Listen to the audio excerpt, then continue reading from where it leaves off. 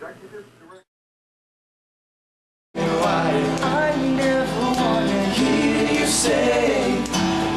we are honoring children that have had transplants and a little boy that is in desperate need of a liver transplant. You're looking at a picture of 3-year-old Callum Weir. Callum is suffering from liver disease, and tonight his parents, along with many others, are hoping for an increased awareness. Tonight, Callum's mother, Elizabeth, shares the story of what their families had to go through and the fact that time is slowly running out. Callum was born with a life-threatening liver disease. He is in need of a transplant, although he's not sick enough yet to go on the list to get a liver, and I think some awareness needs to certainly be spread about how long and how hard it is to wait for an organ. We are losing a lot of children waiting for organs that, could be there, and they are there in other countries, and we're trying to change that.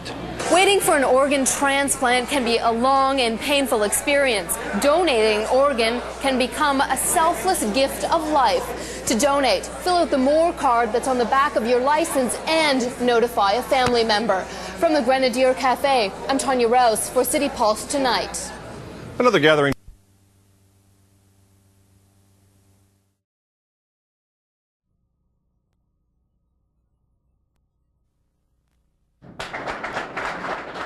Davis brought hope and a second chance to the lives of 6 people when he donated the organs of his son, gold medalist Victor Davis.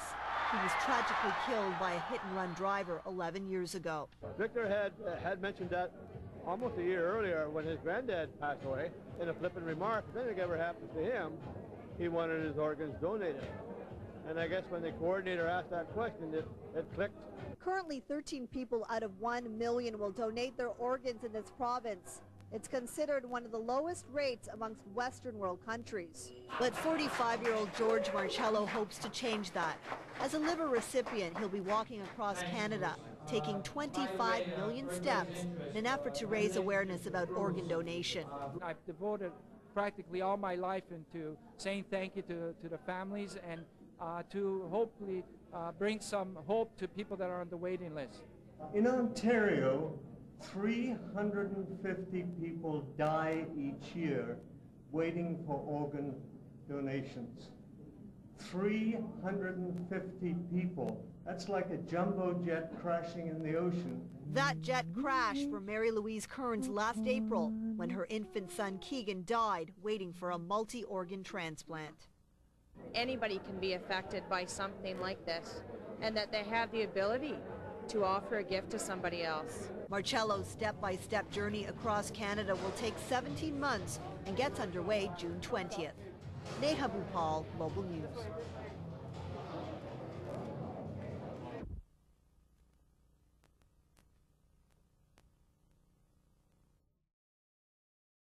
If I can let you up now, just to no problem. That hurt me.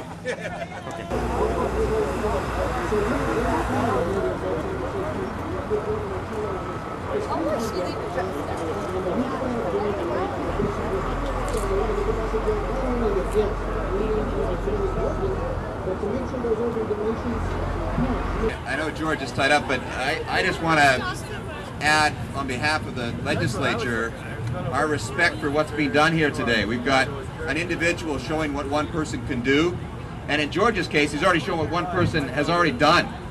I mean, George has worn out more pairs of shoes than most of us will wear in a lifetime, and I think in the most genuine way possible.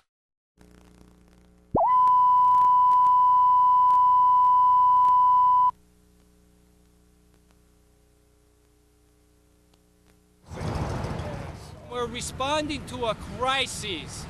There is a critical shortage of organ and tissue donations in this country, and we need a lot of education and awareness brought to each community.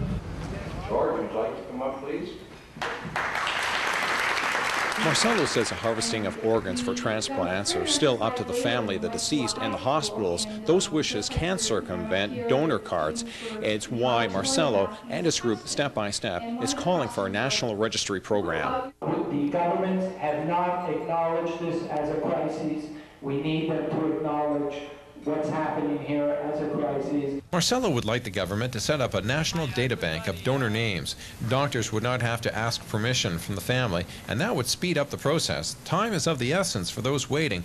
Out of about 3,700 people on the waiting list, 1,000 died last year. I can be one of those people receiving a liver. To help, the province is putting a law in place where doctors would have to discuss donations with grieving families. I've had a family, well, a cousin that died, and his family donated his organs, and I strongly believe in it. Helps a lot of people out. I believe it's more up to the person who, before they're deceased, to make that decision. I don't think it should be a decision also put onto the family. Marcelo agrees, and is why he says a national registry is so important. To make the cross-country 500-day journey possible, the group needs to collect $300,000, so they're raising money. So far, they've collected about $70,000. Reporting from City Hall, I'm John Lewis for News Now. Yesterday, Marcelo was walking across Canada in his step-by-step campaign to increase awareness of the need for organ transplant donations. He'll be in St. Mary's today. The Niagara region, traveled along Highway 3, Lake Erie, climbed up from Windsor to Sarnia. Now I'm going east, and this has just been incredibly responsive from every community. I think we're really making a difference here. Good news today for prostate cancer patients in Southwest.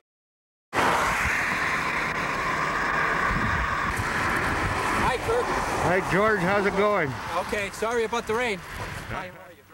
Today is day 119 of a 527-day walk. How are the feet holding up? They're holding up okay. It's a yucky subject. 5 years ago, I was rushed to the hospital with liver failure, and at that point, I was told I only had a couple of days left to live. The next day, I got a call saying that there was an organ available for transplant, and I got to tell you, I was one of the fortunate ones, because a lot of Canadians don't get that call. West to Victoria, and we left in Toronto. We had our big kickoff there on June 20th of this year, and we're going to be going through Ontario until January 18th, where we're going to reach Kenora, and from Kenora, we're going to be walking west towards Victoria. And from there, he's hopping a plane and taking his mission around the world. And he's hoping to meet some fairly high-profile people along the way. One with the Pope in Rome. We're hoping to have an audience with him, and we're hoping he can proclaim on behalf of the Vatican that they fully support organ donations, and then we're hoping to stop off in London to meet the Queen.